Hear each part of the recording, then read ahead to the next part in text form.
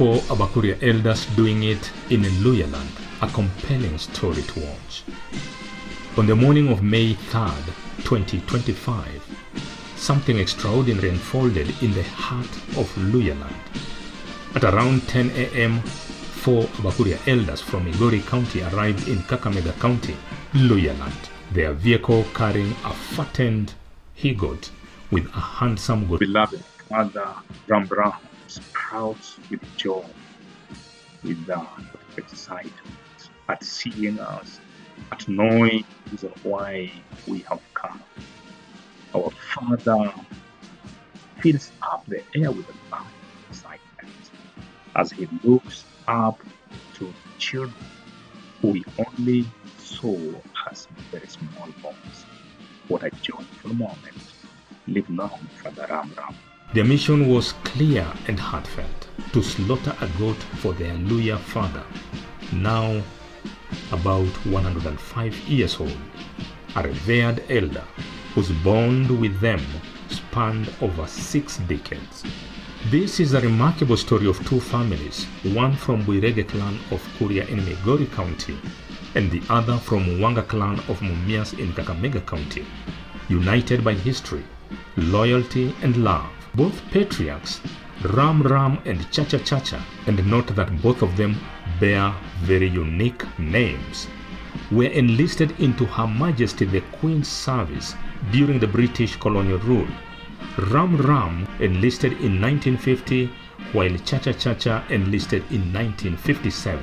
Their friendship grew stronger in the disciplined ranks of the colonial force, and that bond was passed on to their sons, Salvenda Omari Makoha and Joseph Estanciero Mwita Chacha, who would become inseparable blood brothers in every sense. The boys began their education together at Kodiaga Primary School in Kisumu. Later, as their fathers were transferred to Nairobi, their friendship only deepened. When one family went on leave during school holidays, the other would take in the son as their own. Their lives intertwined like braided sisal rope, stronger together with time. As they grew, Salvenda and Estanciero transformed into fine young men, natural leaders who commanded the attention of their peers. They found a shared passion in Karate-Do, dedicating themselves to the art until both achieved the status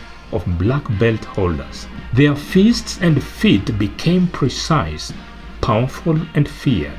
So formidable were they that stories of their exploits reached far beyond their neighborhoods. One time, an entire market center in Mayoni reportedly came under the effective siege of these 2 youthful commandos after an irresponsible local youth attacked one of them. Using their skills, courage, and Bruce Lee chains that they always carried at their back, Mayoni stood still. This story of Mayoni siege is written in the hearts of the residents. Together, Salvenda and Estanciero trained in Karate-Do, pushing their bodies and minds to the limit. The 2 young men became legends, part cops, part cowboys, part myth. Their uniqueness extended beyond martial arts. They bore names that turned heads. Salvenda and Estanciero, names unheard of in the entire East African region. These were not family names, nor drawn from local heritage. Their inspiration, cowboy movies. The boys idolized the invincible gunslingers of Western films, studying their techniques, mannerisms, and courage. They didn't just imitate them, they became them, taking on names that reflected the wild charisma and rugged strength they admired. Years passed, they visited each other's homesteads countless times. Estanciero to Wanga Kingdom, Salvenda to the hills of the Abakuria. They started families, raised children, and now hold grandchildren on their knees. Yet the brotherhood has never waned. It only grew stronger. Their fathers eventually retired to their ancestral homes. Chacha Chacha passed on 30 years ago, but Ram Ram, now over a century old, remains the last living elder of their generation. And so, It was only fitting that his sons from Korea would journey across counties to honor him. The entourage composed of the following: Professor Mariba, CPA Mwita Paul, Engineer George M. Chacha, and Lieutenant Colonel retired J. M. Chacha, now the grown estanciero. The 3-day visit was marked with full Abakuria tradition. The goat was slaughtered ceremoniously, its parts meticulously divided according to the Abakuria tradition. Some cards reserved solely for the patriarch, others shared with the household. Then came the climax drinking of the soup. Boiled meat, broth, stripped of salt, oil, or spice. The old man drank it slowly with reverence as pieces of tender meat were offered to him in silence. Sasa na sisi pia tumefurahi sana. Tulikuwa tunazungumza na rafiki yetu hapa, mkurugenzi director Paul, sema sasa hii ni familia ambayo ina baraka kubwa sana. Sababu tumeona hata ni familia ambayo ina dini zote. Kuna Waislamu, kuna Wakristo. Kwingine huwezi pata mambo kama haya. Kwa hivyo tunashukuru sana mzee. Tunashukuru, na sisi tumeona tutapeleka ujumbe pia pale. Hii iwe sasa hii ni kama ni role model kwetu. Jina langu naitwa CPA Paul Mwita.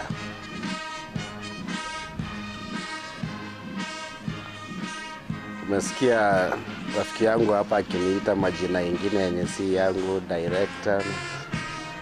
So vile amesema pia mimi ni mfanyikazi wa Migori County Government na mimi ndio mkurugenzi wa fedha. Kwanza kabisa tulipokuwa tunaandaa shughuli ya kuja hapa, Lieutenant Colonel aliniambia kuna mzee alikuwa rafiki ya baba yangu, tunaenda kumsalimia, mara tunaenda kumchinjia.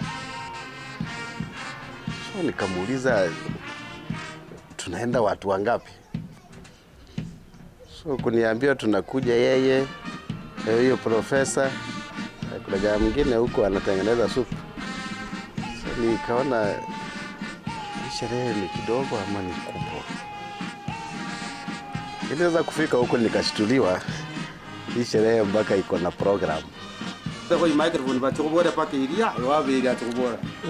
Vile bola ta ready.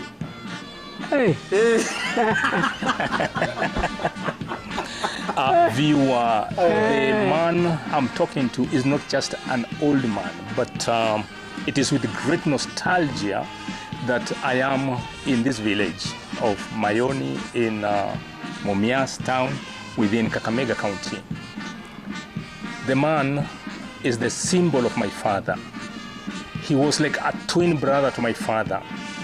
Coincidentally, his eldest son is so close to my father's eldest son, so that the fathers were friends and their sons were friends. This is what has brought us all the way from Korea to the Wanga community in Mumias. And therefore, due to his age, of course, there is some kind of a little bit of relapse, but he's a man who really has a story. Having been employed during the time of colonialism, him and my father enlisted in Her Majesty the Queen's prison service at the height of Mau Mau, and therefore he has a rich history of what really happened. Ndio kuchela Kamiti. Walijuana na mzee Chacha wakiwa kwa jela Kamiti. Siku ile ya Mau. Sinyanga Na siku hiyo tulikuwa napendana sana. Maneno yote tulikuwa nafanya, kama naona maneno na paka nauliza mimi. Na mimi kama naona maneno na mimi nauliza mimi. Sababu kwa napendana kwa sababu kwa kazi. Tulikuwa napendana kwa kazi. Na tulikuwa naendelea na yeye tu. Sasa watoto hii tunazaa wanaanza kusoma. walikuwa nasoma kama iko Kamiti, jela ya Kamiti. Makoha na huyu mtoto yake Chacha. Kama darasa ya ngapi walianzia darasa? Darasa la 2. Darasa la 2.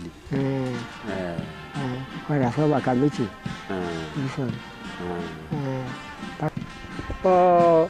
Wakeni yangu kutoka Ukori, mimi sitasema maneno mengi, nasema mawili tu namna hiyo.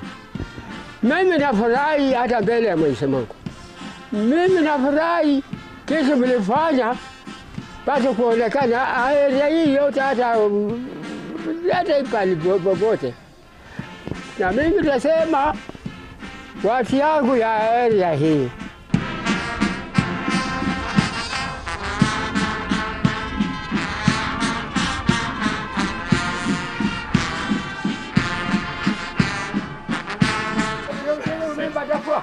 habari yenu yote.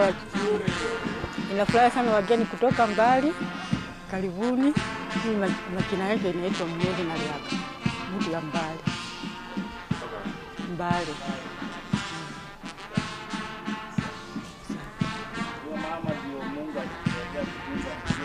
Yetu kwa jumla, Profesa Colonel Chacha kama mgeni wetu heshima siku ya leo, na wageni wote ambao wamekuja nao, ninarudia kusema karibuni, tena karibuni sana. Nimetaka kuanza na familia watu wa Kuria. Najua nyinyi hamjatembea wa Kuria kwenye zidi. Tulianza kwenda Kuria zamani sana tukiwa watoto. Tulikuwa tukifunga shule, tunaenda huko likizo, tunamaliza mwezi mzima kule Kuria na rafiki yangu Chacha. Na nikagundua kwamba katika Kenya ama East Africa, kufuatana na mimi, sijui wewe utaona namna gani, watu wa Kuria ni watu ambao wanapenda kutoa sana.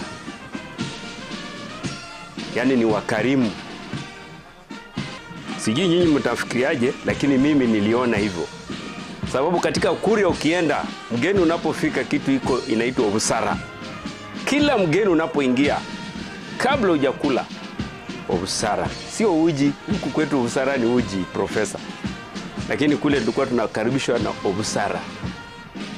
Na sherehe kule ni kukula, kwa maharusi ni kukula.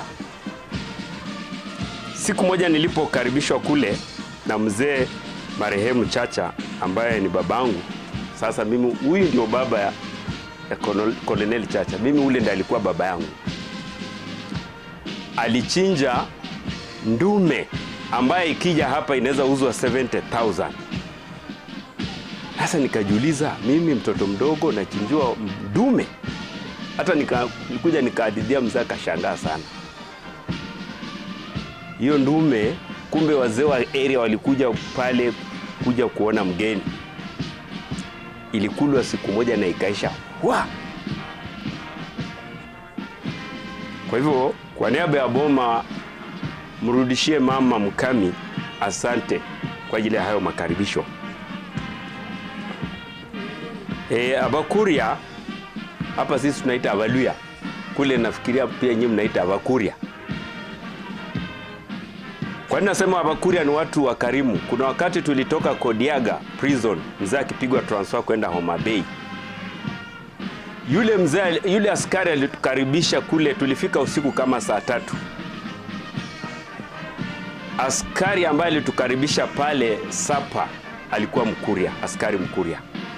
Askari wengine wako Waluya, Wajaluo, nini, Wakikuyu, lakini askari Mkuria ndiye alihurumia hawa watoto wametoka Kodiaga na wamefika hapa saa 3, akapika ugali na mboga tukakula.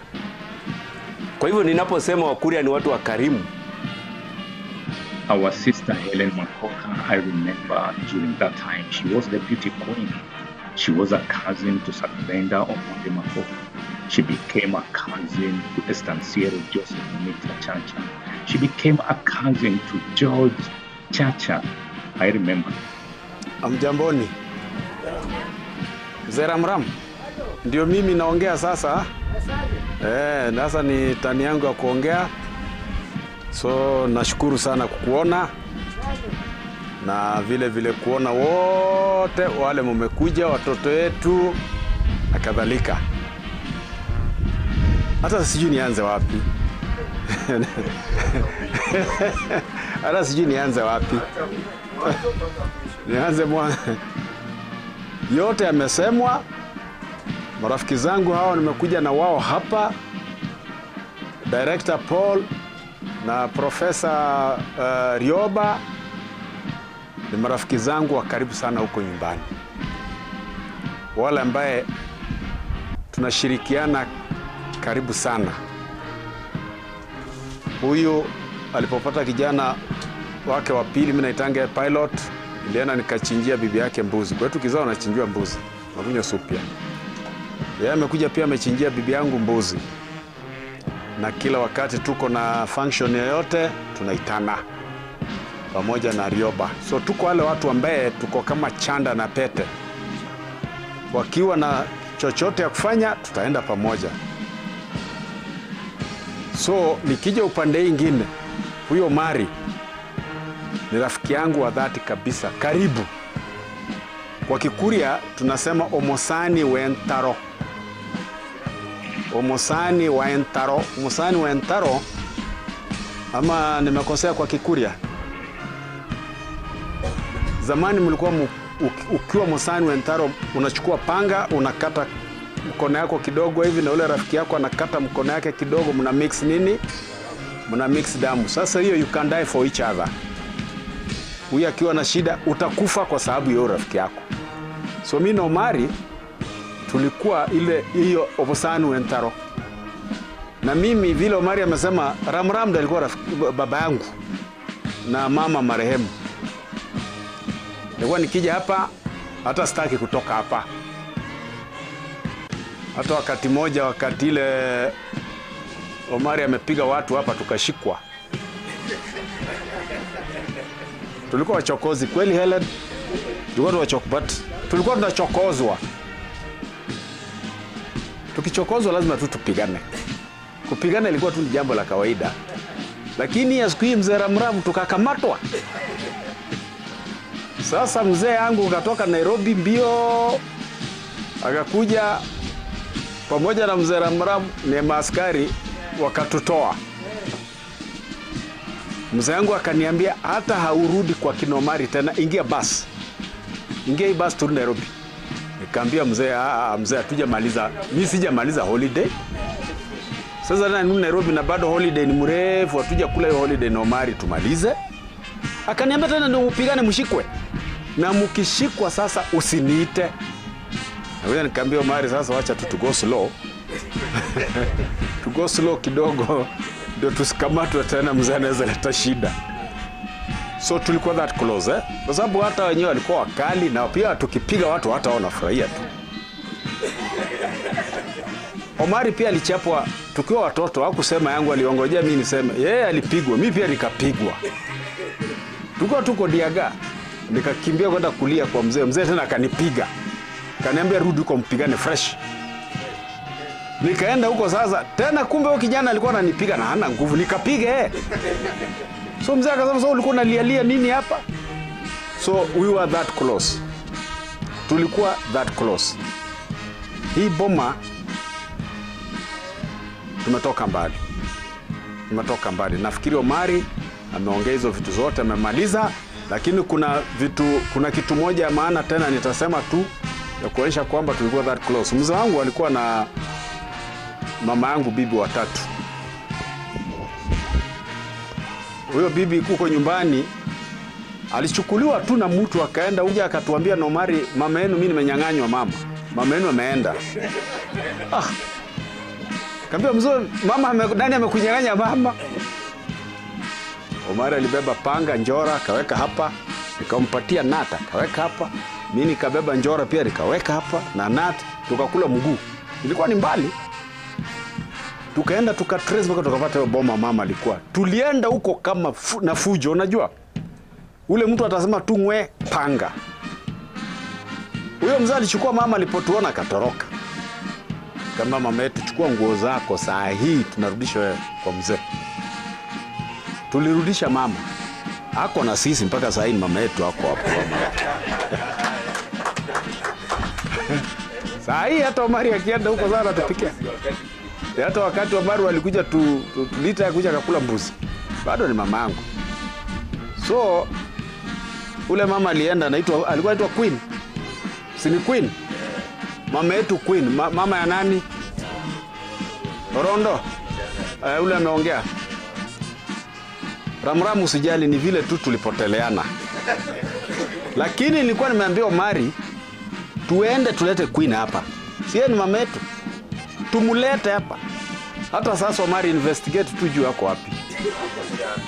Shanda hapa. Wacha tupange tu, tutaleta yeye. Tutaleta yeye hapa. Huyo ni mama yetu, anaenda wapi? Sawa mother, anaenda kutembea wapi? So you can see that is how close we were. Salvenda. Tulikuwa majina yetu ya Alliance anaitwa Salvenda. Tulikuwa tunapenda kuona ile movie ya Cowboys Nina Omari hata hii karate tunajifunza hiyo mambo nyingi ni tulikuwa naona kwa sinema. So yeye alikuwa anapenda actor mmoja anaitwa Salvenda. Na mimi nilikuwa napenda actor mwingine anaitwa Estanziero. So yeye akaitwa Salvenda na mimi Estanziero. So yeye uniita ST na mimi uniita Salvi. Hiyo ni majina yetu ya usanii. Okay? Na hiyo ndio tunaitanaga. Okay? So wakati mimi nilipata my wife, tulikuwa tumesema na Omari kabla hujaoa, we have to assess each other. So nileta bibi hapa. Omari alikuwa anaishi huko chini. Ilikuwa sio chini. Hapa yote ilikuwa ni maji huko chini. Alikuwa na nyumba ya nyasi. Tulala kwa hiyo nyumba ya nyasi. Bibi alikuja tunamuassess. Asubuhi akaenda kuoga kwa mtoni, tunaona kama ataoga kwa mtoni ama atacomplain. Akakuja akakula usuga ile kali, ile mboga kali. Tukaona anakula tu kwa interview. So Omari akakuja akaweka tick. Hata akaambie Rose tumeweka tick sasa unaweza olewa. Kidogo Cobra akawai yeye akaoa mbele. So nikaambia Omari sasa brother yako anawai wewe ni aje sasa. Sasa utafute bwana. So niyo asubuhi nikaambia Omari nimeweka tick. Akaoa. So yeye kutoka hapo sasa akanipita, amepita mimi sasa ako na battalion. Mmesikia vile director finance anasema yeye ni triplets. So nimwambia yeye bwana zote tena nyingine 3 ilikuwa 9. The triplets. But a big family is very good. Because nimeona hapa it's a warm home. Hapa kwenu is very warm It's a very nice warm home. Kenda hapa iko unaona wote ni wajukuu wanacheza pamoja, hata huwezi jua mtoto ni wa nani. They are all one thing. Ile unity ambaye Paul amesema you are very united. Very united as brothers. Boma nyingi tumesambaratika, hata kwetu kwa tuongei. Kuna my brothers we don't even talk for years. Mandugu zangu na tuongei na nimewasomesha. Nimewa take care of them. Basa tena waniongeleshe, sasa unashangaa tena ni nini? So nyinyi hiyo unity ni unity nzuri sana, muendelee nayo. So kwa mama jina ni Mary. Mama Mary kutoka Mbale. Nashukuru sana ulikuja ukaangalia baba yetu. Angalia baba yetu mzuri na unazidi kumwangalia na tunakupenda sana mama. Nakupenda sana. Angalilia sisi baba yetu. Kitu tumekaa hapa tumeongea tukiwa hapo chini, tutajaribu kutafutia mzee wheelchair. Mzee ile Joseph Kachamwita now serving the old man Ramram. As you can see there, the food has been appropriately designed, prepared in accordance with Abakuria culture, And what we are seeing here is that situation where the Abakuria sons are serving their Luya father the special soup, which is the climax of this function. The elderly person, the father, who is the main celebrant, is actually being served with special pieces or special meat, specially cut from specific areas. And the soup and the zugali, and you can see there is Estanciero Joseph Chacha preparing to serving the high table where our father would call him Tataramram. Tataramram is being served by his other son, Abakuria sons, Joseph Mwita Chacha, together with director CPA Paul Mwita. There is Professor Rioba Mariba. There is George Chacha, and this food has specially been prepared by a very special cook from Kuria, the place of Ntimaru. He's very well versed with this kind of celebration. Otherwise, it is an event to behold. This is really that is our professor, a towering, powerful man from the Abakuria people. Professor Martin ni wakati ambapo familia kutoka Kuria, familia kutoka ama familia wenyeji hapa katika eneo la Wanga tunajumuika katika kula kwa pamoja. Huyo ni mke wetu Elizabeth, ndiye mke wa kwanza anayetuisha mikono, na ni mke wake Salvenda Omari Makoha. Kumbuka familia hii iko na Waislamu, kuna sheikh katika familia hii, kuna mapastors watatu katika familia hii, kuna wazee wa kanisa. Kwa hivyo ni familia moja ambayo imechanganyika tu, ni familia ambayo ya kuenzi Waislamu kwa Wakristo wanaishi pamoja, mtu na ndugu yake. Ndugu ni Mkristo, dada ni Muislamu, dada ni Mkristo, ndugu ni Muislamu. Yani unakuta ni familia tu ya kupendeza. Baba mzee Ramram alikuwa Muislamu miaka yake ya mwanzo, na hata sasa bado ni Muislamu, lakini watoto wake wa Muslimu. Anaitwa Ishmael Ramram, jina lake la Kiislamu. Licha kwamba tunazo zile familia ambao wameslimu na kama wakawa Kristo, lakini kuna umoja, kuna upendo, na haijalishi wazingatii dini, kwao ni familia ya Ramram. Basi hapo tunamtazama Estanciero Joseph Mwita akimkabidhi, anamtunuku baba Ramram supu speciali. Kumbuka kwamba hii ndiyo sehemu muhimu mno. This is the climax of the ceremony. Kulingana na mila na desturi za Kikuria, watoto lazima wachinjie baba yao, mama yao wakiwa wangali hai katika wakati ule wa maisha yao. Na ndio maana siku hii ya leo sisi watoto kutoka Kuria tumekuja kumtunuku, tumekuja kumchinjia baba yetu mbuzi, kumbariki baba yetu, kusema asante kwa kutuzaa. Hii ni supu speciali, haina chumvi, haina mafuta, haina kitunguu, haina chochote kile. Na hii ndiyo sehemu muhimu sana ya sherehe hii. Baba Ramram, au nikisema tu kama vile tunamuita kwa Kikuria hapa, Tataramram, ananyweshwa supu speciali, ananyweshwa na watoto wake. Kumbuka kwamba ni watoto wake wanayemserve, ni watoto wake wanayemhudumia, sio mke wake wala sio wahudumu. Na anainywa, pengine hajaizoea, maana ni supu ya Wakuria, supu bila chumvi, lakini hivyo ndivyo ilivyo. Ndio mila na desturi ya jamii ya Wakuria. Kwa hivyo unakuta kwamba vile vile, sababu supu ni nyingi, wengine pia wanaonja pale. Salvenda Omari ako na kikombe chake, ndugu zake na wengine wote wa familia wale ambao wako pale, na ni siku tu ya kusherehekea kunywa supu hii speciali. Helen Makoha, kazi yetu, binamu yetu. Vile vile tunaona mbuzi iliyochinjwa kisu, hiyo ni nyama iliyochemshwa ambayo baba Ramram ataendelea kuila tu kwa siku kadhaa zinazokuja. Kichwa hiki atatengenezewa supu na akaweza kuburudika baadaye. Kwa hivyo ni siku kuu na ni siku ambayo kwa kweli imefana sana kwetu sisi vijana, watoto wa mzee Ram kutoka Kuria. Na sasa ni wakati wa kumtunuku zawadi, tunamkabidhi zawadi, na hivyo ndio vile ilivyokuwa. Usiende mbali, maana makuu yangali yanakuja tu.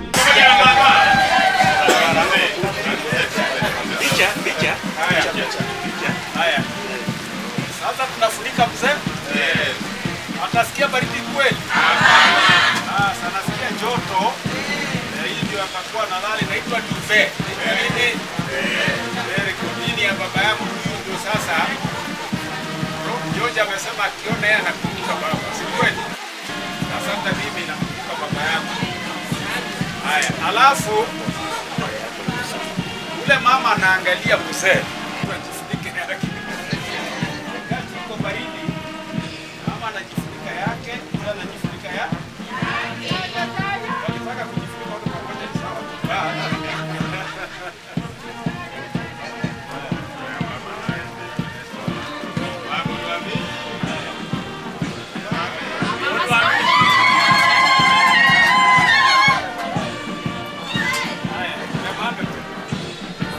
Tumefunika mama ama bado? Sasa hapo tumefika vizuri. Piga nikomea kwa.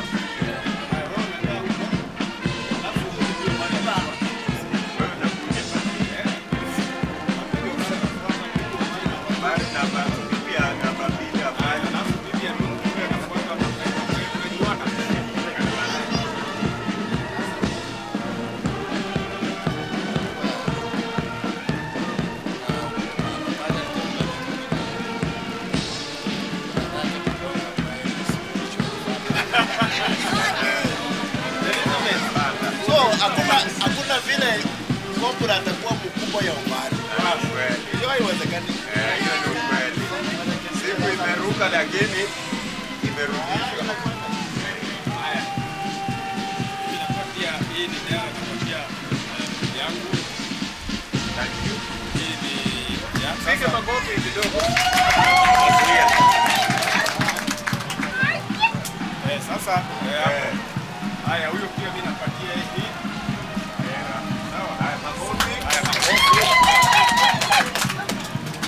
Bibi ya tatu. Haya, hii ni ya tatu. Ndio hiyo. Makofi. Haya, alafu kuna bibi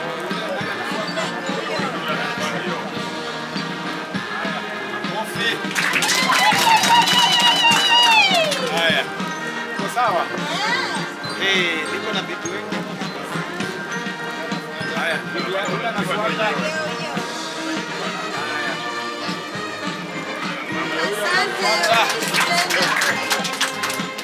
Haya, sawa. Haya. Bibi yangu ngine ndio.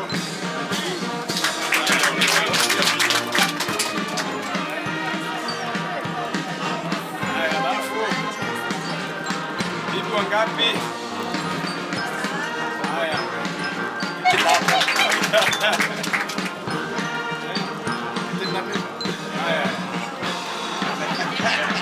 Huyo ndio tunaitanga new cut. The youngest baby. My youngest baby. My youngest wife. Haya. Asanteni. Haya, sasa kama bahati mbaya tukamiliakuka ile kukao kitenda hivyo. Sawa.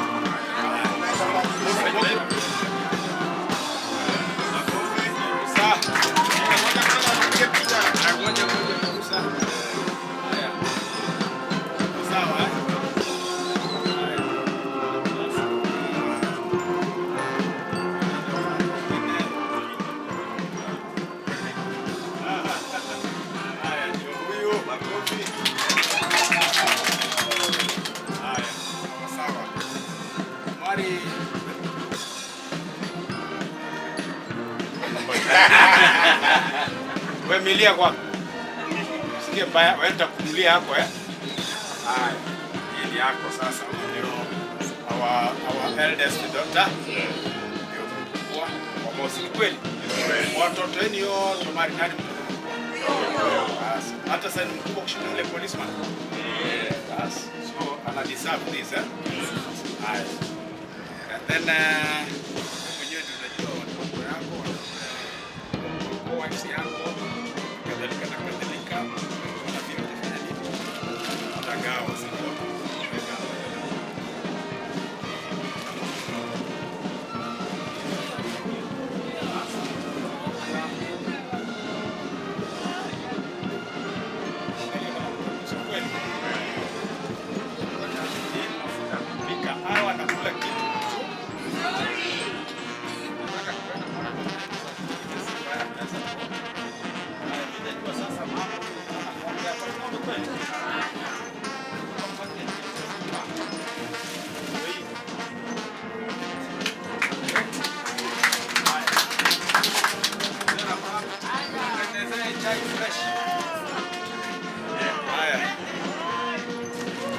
Alafu wapi bibi ile ya kwanza?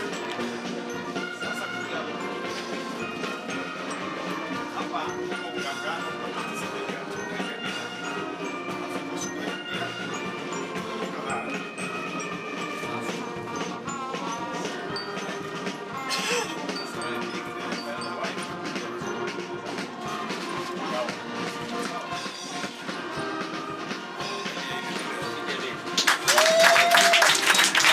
dada yake Mias nakula kuna apikiwa na dada ya Rukia chakula tamu sana ya Waislamu.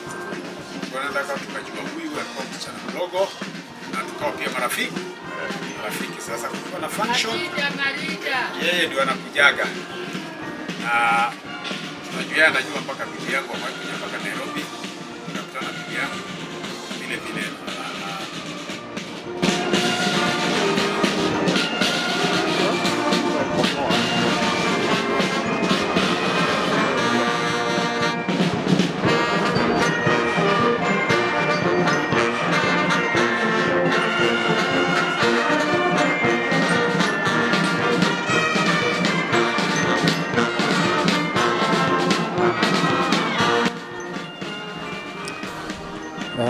Hamjamboni, jina langu ni Aaron, pia ni mchungaji, ni mmoja wa watoto wa mzee Ramram, na nashukuru siku ya leo ya kwamba wageni wamekuja kunitembelea katika hii hafla ya mzazi kutoa baraka kwa watoto. Kwa hivyo ni jambo la furaha na siku kuu. Ningependa kunena machache kuhusiana na baba ambaye ni huyu ambaye amesababisha siku ya leo tukakusanyika hapa. Huyu mzazi ama baba amekuwa baba ambaye aliwajibika sana, kuwa baba upendo, na kuna mengi alifanya kwa ajili ya kutulea katika hiyo miaka ya awali ambayo tulikuwa na maisha magumu, lakini baba aliweza kujukumika sana kama mzazi, na nataka nimkumbuke kwa mambo machache. Haswa jambo la kwanza, wakati mimi ninasoma kwa masomo yangu nilichelewa kwa sababu ambazo singeweza kuziepuka, lakini baada ya baba kustaafu alinipeleka shule, na haswa haikuwa rahisi, lakini aliuza ng'ombe licha kwamba alikuwa amestaafu, hakuwa na mshahara, akanipeleka shule. Sasa mimi naitwa John Ramram, na huyu ni baba yangu mzazi, na huyu ni binti yangu. Mimi mzazi, baba alinizaa mwaka 63 na tumekuwa Waislamu kwa huo muda wote, lakini kufika mwaka wa 93 nikawa naokoka, lakini kabla ya kuokoka tulifurugana na mzee sana. Maana alikuwa mtu wa futa bangi, vita, lakini mzee naye alikuwa na rungu yake pale. Ninapotoa mke wangu mbio, yeye anachukua ya pili. Sasa mbio zinakuwa za watu watatu, na alinisaidia. Sasa niko na mke, tuna amani, tunapendana sasa, na tuna watoto. Sasa mzee amekuwa mtu wa kujali familia yake na kutoka pamoja. Mzee alikuwa na wake watatu, lakini yeye kwa mamlaka yake na uwezo wake wa kutunza watu alitutunza mpaka leo tuko pamoja. Huwezi jua ukikuja hapa kwamba hawa ni watoto wa mama gani na mama gani. ametuweka pamoja mpaka leo hivi, nafanyia pamoja na hivi tuna kila sababu ya kumshukuru huyu baba mzazi. Kwa majina naitwa Abdalla Ramram na niko kwa nyumba ndogo, na mzee ninamheshimu kwa sababu wakati ambaye alinizaa nimezaliwa mwaka wa 1975, na kulingana vile mzee alituzaa alikuwa mtu wa discipline, kwa mtu anafanya kazi ya serikali. Wakati alikuwa anafanya kazi ya serikali, umejua sasa mtoto wa mzee ambaye anafanya serikali huwa unakuwa na heshima. Kwa hiyo heshima ya mzee ametulea, tumeishi nayo mpaka kufika dakika hii. Na baba alikuwa na wake watatu. Nyumba yetu ndio ilikuwa ndogo. Mama anaitwa Mwanarabu Aseka. Na tumeshaishi na yeye, lakini kwa bahati mbaya bahati mzuri amejitoweka mwenyewe. Na nikaamua sasa kubaki na mzee. Kulingana na mtoto kiume unafuata amri ya baba. Ninaitwa Sara Makoha, mjukuu wa kwanza wa Ramram ambaye ni babu yangu. Na mimi najivunia kuwa na babu yangu ambaye alitulea tukiwa watoto wadogo, alitudhamini, alitufundisha maadili yote. Pia alitufundisha kupendana kama wajukuu, hatujawahi kosana, kila mtu anaheshimu mwenzake. Mimi kama msichana mkubwa naheshimu wadogo wangu, siwakosee heshima. Ni juu ya sababu ya babu na shosho. Mimi naitwa Mwanahawa Mix Ramram. Kwa hivyo huyu ni baba yangu, ndiye alizaa mimi. Huyu baba ninampenda sana. Kwa hivyo alikulinda sisi wote. Akalinda wasijana, akalinda vijana. Baba hakuchagua nyumba kubwa au ndogo. Alikuwa anajua hii manyumba zote. Na kukula, manguo na kununulia kila kitu. Kukula ananunua, hata saa hii ni mzee, lakini bado anapika budget ya kununua kila kitu ya kukula. Na kwa hivyo napenda baba sana. Mimi kwa majina naitwa Jerusa Ramram. Huyu baba yangu, mimi ndio mtoto wake.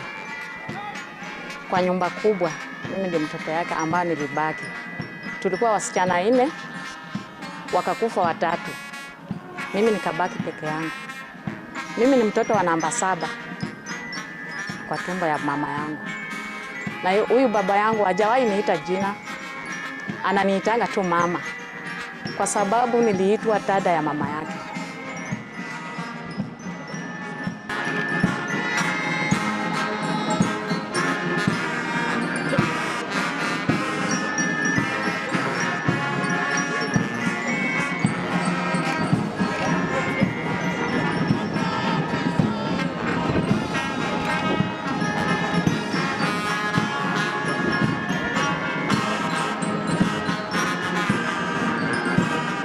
Finally, he was wrapped in thick, comforting beddings known as duvet, a symbol of honor and warmth. Foodstuffs and gifts followed. Even the daughters-in-law to Ramram, our patriarch, were remembered with tokens of respect and love from the visiting elders. This was not just a celebration, it was an intergenerational bridge, a cross-cultural tribute and a story of undying love, etched in time, in tradition, and in the hearts of two families, now one. A story worth telling, a story worth watching. Viewer, thank you for accompanying me in this very compelling story. And if you have enjoyed it, click the subscribe button, hit the bell, and put down a short comment. Thank you.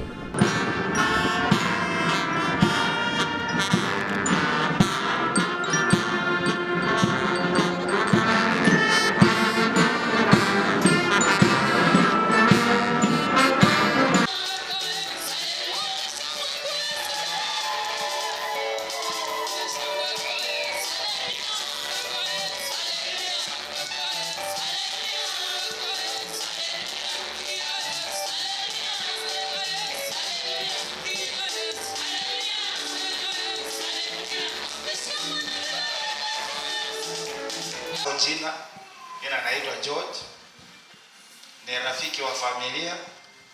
Yule mnavyomuona hivi amefanya jeshi, amekuwa engineer, na mambo haya anayokushuhudia ni kweli, ana mambo mengi.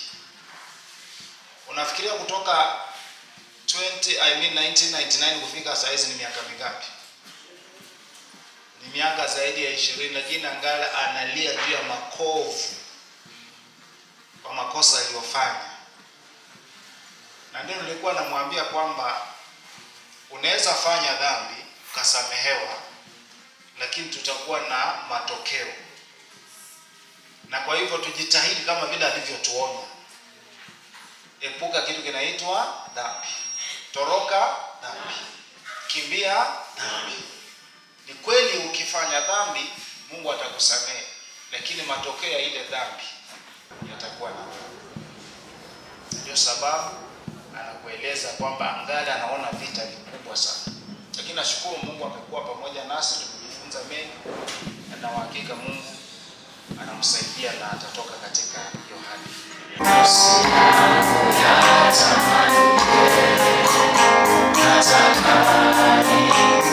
Mwambie Bwana, natamani kujua asubuhi ya leo, nataka nikujue, nikufahamu sana Bwana, katika jina la Yesu.